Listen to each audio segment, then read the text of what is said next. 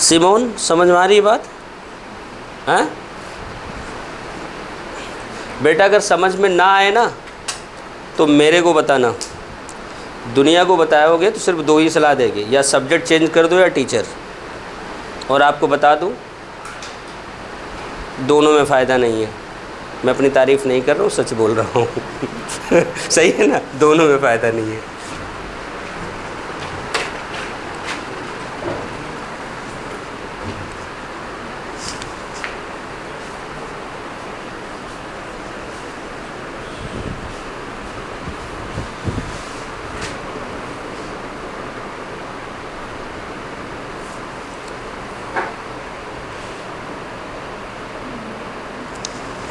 तुम्हें डॉक्टर बनना है कि तुम डॉक्टर हो? सर हूँ मैं हूँ वाली राइटिंग लिख रहे हो?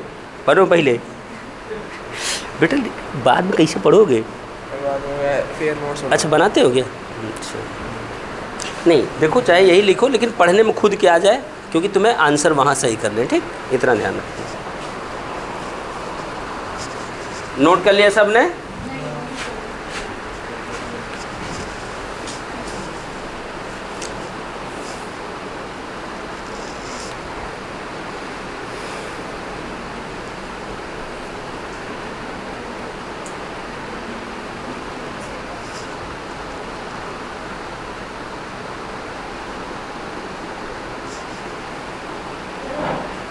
नहीं, बातें तो हो गई, लिख भी लिया? अच्छा,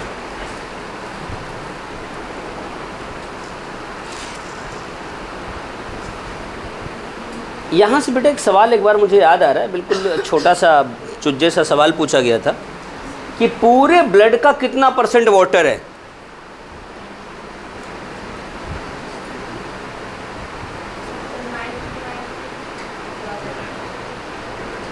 कौन बोला?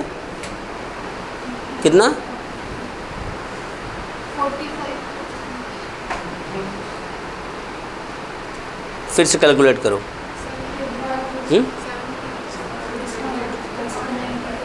वाकई सही लोग कहते हैं कि मेडिकल वाले कैलकुलेशन में बड़े पुअर होते हैं। हाँ, लगभग। बेटा ऐसे देखो, आप ऐसे निकाला करो, देखो इधर बिल्कुल क्विक वाला। आजकल मैं देख रहा हूँ, हम लोग समय में क्विक चीज़ें आती थी, कोई शो नहीं करता था, सबको आती थी। आजकल जिसको एक ट्रिक भी आ रहा है ना, टेस्ट ट्यूब यूट्यूब पे जा करके ट्रिक सिखा रहा है झूठे, उसको वही एक आती है और कोई आती भी नहीं है, ठीक है। तो पहले तो सबको आती थी, क्योंकि पहले की मैथ्स जो थी ना 10th तक पढ़ाई जाती थी, उसमें वैदिक मैथ वगैरह का भी यूज होता था। बेटा ऐसे किया करो, जैसे 100 है, 100 का 60% ये है, इसका 90% ये है, समझ गए ना। अब 100 में 60 है, 60 का 90 कितना आ जाएगा? 54। तो टोटल में कितना हो गया? 54, मोर देन 50%। खत्म कहानी। सीधे ना 90 का 60 निकाल लो, 60 का 90 निकाल लो, हो गया। क्यों कैलकुलेशन करोगे? यही पहले मैथ्स में थी चीज़ें, अब लोग इसको अलग से पढ़ते हैं, क्योंकि ना टीचर वो मैथ्स पढ़ाते हैं, बच्चे पढ़ना चाहते हैं। अब बच्चे पूछते हैं कि सर हमें जब साइन थीटा का यूज नहीं है तो हम क्यों पढ़ें? आपको नहीं पता बेटा यूज कहाँ होता है, उसका यूज बहुत तगड़ा होता है, लेकिन वहाँ तक आपको पहुँचना पड़ता है, सही है नहीं? जब आप वहाँ तक नहीं पहुँचोगे, अब जैसे कई बच्चे हैं +2 में उन्होंने ताइक्वांडो सीख रखा है, स्कूल में सिखाया गया, कराटे, लेकिन उसका क्या यूज है? जब ज़रूरत पड़ेगी समझ में आ जाएगी, सही है ना? ये होता है। इसलिए चीज़ें, नॉलेज कभी ख़राब नहीं जाती, पढ़ा करो। मैंने कई बार कहा, बायो फिजिक्स केमिस्ट्री मन लगा के पढ़ो, डॉक्टर बन जाओगे, नहीं बनो तो ज्ञान खराब नहीं जाएगा। अगर कभी भी BSc MSc किए तो आपका PGT या नेट वगैरह निकालने में नॉलेज बहुत काम आएगा, सिविल सर्विसेज में काम आएगा। आपके सब्जेक्ट के बेस पे कभी विभाग की प्रायोरिटी दी जाती, पता ही नहीं। अगर आप बेसिक शिक्षा एजुकेशन वाले हेड बनते हो ज़िले का, जिसे आप लोग स्कूल निरीक्षक क्या बोलते हो ना, पूरे ज़िले का हेड होता है, उसको पोस्ट ग्रेजुएट चाहिए और एजुकेशन में चाहिए, पता है कि नहीं आपको? एजुकेशन में पोस्ट ग्रेजुएशन हो तो उसको प्रायोरिटी मिलती है। तो इसी तरह बेटा आपको सब्जेक्ट वाइज भी प्रायोरिटी मिलती है, इसलिए नॉलेज होना चाहिए। इतना कर लिया? चलो अब बेटा हम लोग लिखते हैं, एक लाइन पहले लिखो, लिखो। Plasma is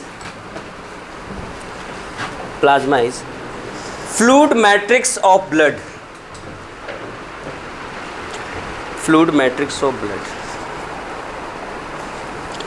fluid matrix of blood हो गया, लिखना।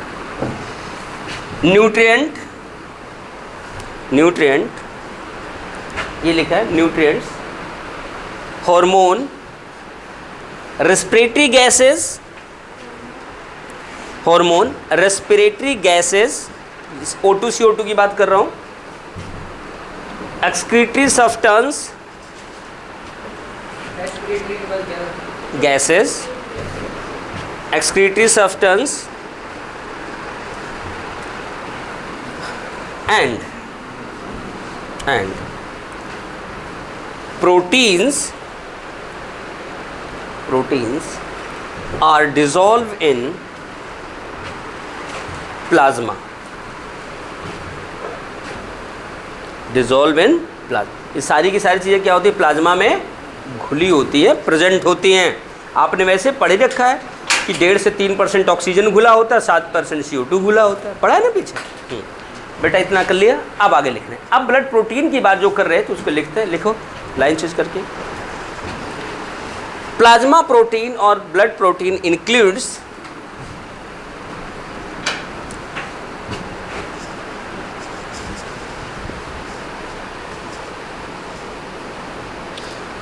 एल्ब्यूमिन,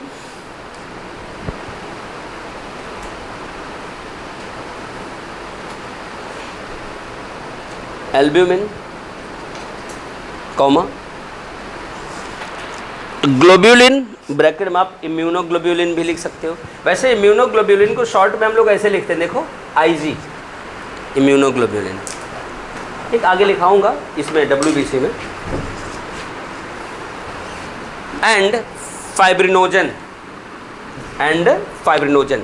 बेटा ये देखो, ये तीनों बात, ये तीनों प्रोटीन विद फंक्शन एनसीईआरटी ने 2 लाइन में ख़त्म कर दिया है। और सवाल खूब आता है इसमें, क्योंकि छुपा के लिखा हुआ है ना, तो सवाल आता है पता ही नहीं चलता कहाँ से आ गया। लिखना अगला पॉइंट, स्टार लिखना। स्टार लिखवा दे रहा हूँ क्योंकि काम तो 2 ही का पूछा जाता है, लेकिन स्टार में सारे लिखो। Fibrinogen, fibrinogen helps in blood clotting, helps in blood clotting, helps in blood clotting,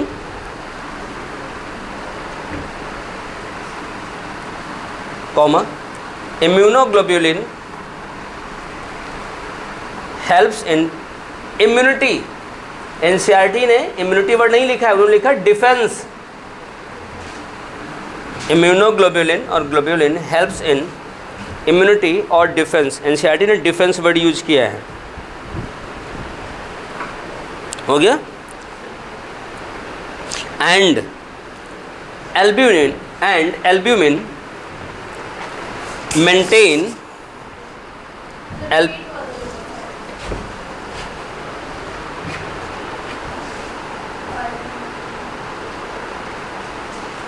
repeat तो कर दिया, चलो देखो।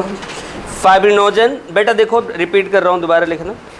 Fibrinogen helps in blood clotting, immunoglobulin helps in immunity और डिफेंस, लिख लिया। Albumin maintain blood colloidal osmotic pressure, या फिर ऐसे लिखो ऑस्मोटिक प्रेशर, सीधे लिखो osmotic pressure. Osmotic, OSMOTIC PRESSURE, osmotic pressure. पूरा था बेटा ब्लड कोलॉइडल ऑस्मोटिक प्रेशर, ठीक। आप केवल ऑस्मोटिक प्रेशर लिख लिया, सबने नोट कर लिया? मोहित नोट कर लिया? चलो बेटा, ये तो इधर की बात हो गई। अब हम बात करेंगे इधर की। इधर सबसे पहली हेडिंग बनाना RBC, एरिथ्रोसाइट। RBC एरिथ्रोसाइट, ये लिखा हुआ है बेटा एरिथ्रोसाइट। बेटा पेन रखो, आप लोग एक बार सुन लो।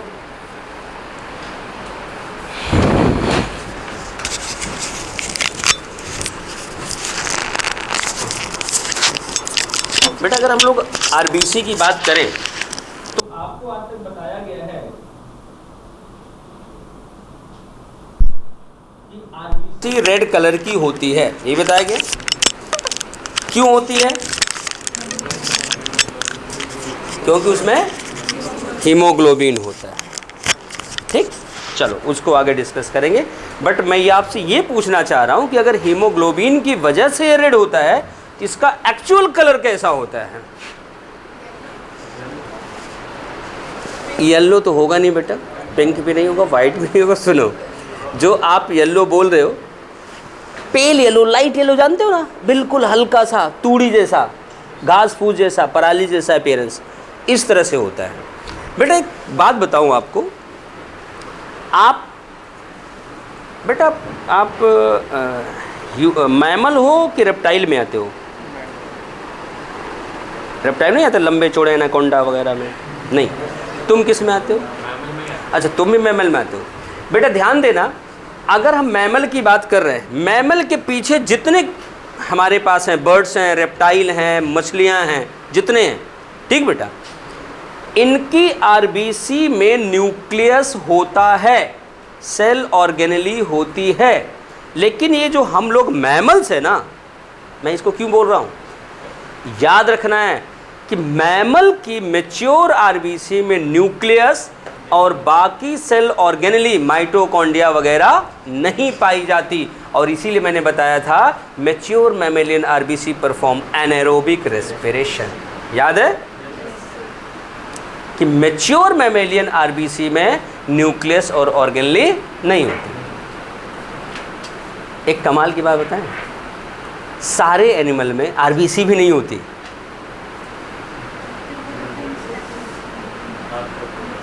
RBC is character of vertebrates. अगर वर्टिब्रेटा के पीछे जाओ, मछलियों के पीछे जाओ, जो हमारे पास, नाम तो आपने सुना नहीं होगा, लैंसिलेट, हर्डमानिया, बैलेनोग्लोसस, ये सब नाम नहीं सुना होगा आपने। अर्थवर्म तो सुना है ना, अर्थवर्म का ब्लड लाल होता है लेकिन आरबीसी नहीं होती।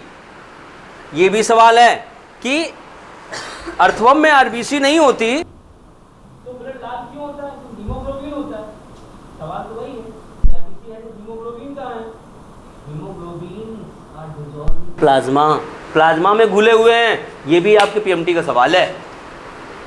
एग्जामिनर कहीं से यूं उठा के पूछता है सवाल, आप कहोगे ये तो आउट ऑफ सिलेबस है। आउट ऑफ सिलेबस नहीं बेटा, एनसीईआरटी में है। बट एक उदपुर से सींग पकड़ा, देंगे महमूदपुर से पूंछ पकड़ा, दोनों मिला दिया, सवाल बन गया। आपको समझ में नहीं आया, एक कानपुर एक नागपुर, समझ गए ना? तो इसलिए टॉपिक को पूरा घुमा के पढ़ना है, ठीक? ऐसा नहीं कि बुक खोल के मैं देख देख के लिखता जाऊँ और मैं बुक को कॉपी करूँ, आप बोर्ड को कॉपी करो। ऐसे नहीं होता सिलेक्शन। ऐसे होने लगता है तो सारे डॉक्टर बन जाते हैं जितने कॉपी कर रहे हैं बुक को। सही है ना? अगर क्लास के रूम के अंदर मैं पकोड़े बनाना सिखाऊं, लौकी की सब्ज़ी बनाना सिखाऊं और सिलेबस ले जाके अप्रैल में पूरा करूं बोर्ड एग्ज़ाम को 2 दिन पहले, तो सिलेक्शन नहीं होने वाला बेटा। ध्यान देना, आपको लॉजिकली पढ़ना है, ठीक? चलो अरे रुको, अभी लिखना नहीं, सुन लो। ये बात तो हो गई कि जो मैमल है उनमें न्यूक्लियस वगैरह होगा नहीं। जब न्यूक्लियस वगैरह होगा नहीं, देखो बेटा होता क्या है, जब न्यूक्लियस वगैरह होता है तो हमारी सेल कैसी होती है? गोल होती है, आइसोडायमेट्रिक ऐसे होती है, या ऐसे बाई कन्वेक्स होती है। लेकिन जब अंदर का सारा मटेरियल निकल गया, ये क्या होगी? ऐसे पिचक गई ना, ये कैसी हो जाएंगी? By concave. कैसी हो जाएंगी? By concave. आप लोगों ने स्कूटी या स्कूटर देखा है, कार देखा है? कभी पहिया देखा उसका? उसका पहिया देखो, किनारे मोटा होता है, ऐसे अंदर लटका हुआ होता है ना? वही कहानी है बेटा। उस पहिए को आप ऐसे फ्रंट करके देखो तो आगे तो आपको ये ऐसे गोल सा दिख रहा है, लेकिन इसको जब ऐसे घुमाओगे तो आपको ये कुछ ऐसे दिखेगी, ऐसे यहाँ से दबी हुई दिखेगी, ऐसे बीच में पिचकी हुई दिखेगी। बेटा ध्यान देना, ये पूरा डायमीटर, चाहे ये पूरा डायमीटर की बात करें, ये होता है 7.0 माइक्रोमीटर। ह्यूमन आरबीसी का डायमीटर या साइज कितनी होती है? 7 माइक्रोमीटर। ये भी ये 7 ही है, पूरा यहाँ से यहाँ तक, ये मैंने घुमा दिया। लेकिन किनारे इसकी जो थिकनेस है ना बेटा, ये है 2.5 माइक्रोमीटर और बीच में थिकनेस है 1.0 अर्थात 1 माइक्रोमीटर। और बीच में ये दबा हुआ है, आपकी फिजिक्स क्या कहती है कि ये बाई कनकेव लेंस है, ये बाई कन्वेक्स लेंस है। तो ये शेप कैसा है, बाई कनकेव की तरह है ना बेटा। हमारी जो ह्यूमन की मेलियन मैच्योर आरबीसी कैसे बाई कनकेव कैसी है, सॉरी मेलियन होती है। एक एक्सेप्शन है, कौन है,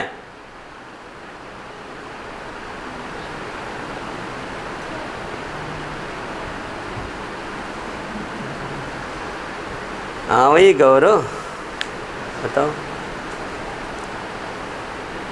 अब गलती कहाँ होती है ये भी बताता हूँ।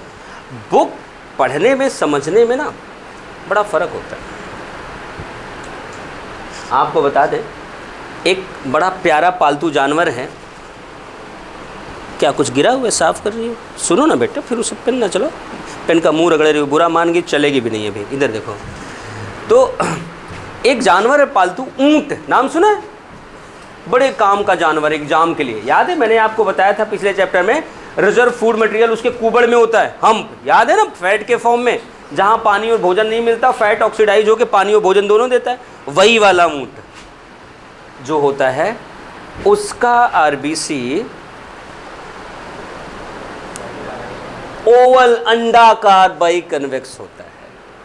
उसके अलावा दुनिया में हर मैमल की आरबीसी ऐसी होती है, बेशक साइज अलग अलग होती है, साइज से लेना देना नहीं है, लेकिन शेप ऐसा ही। अब सवाल किसी के मन में आ रहा होगा, सर ने बोल तो दिया कि मैमल की आरबीसी से न्यूक्लियस निकल जाता है, क्यों निकलता है, कब निकलता है? पीएमटी वाले तो ऐसे पूछेंगे ना, क्यों और कब, उनसे थोड़ी मतलब एक बाई कनकेव होता है, ये तो दुनिया जानती है। आप डॉक्टर बनने जा रहे हो ना, आप बताओ क्यों निकला और कब निकला। क्यों निकला का जवाब है बेटा, एक बात बताओ, आपके झोले में 3-4 बुक्स पड़ी थी, ठीक, आप जा रहे हो झोला लिए स्कूल से, पुराना ज़माना है, आप एक आम के बाग से गुजरे, देखिए बड़ी सारे आम पके पके गिरे, लेकिन ये आम बाग वाला है भी नहीं। आपके मन में क्या आएगा, किताब निकाल लो, दबाओ इधर और थैले में आम भर लो।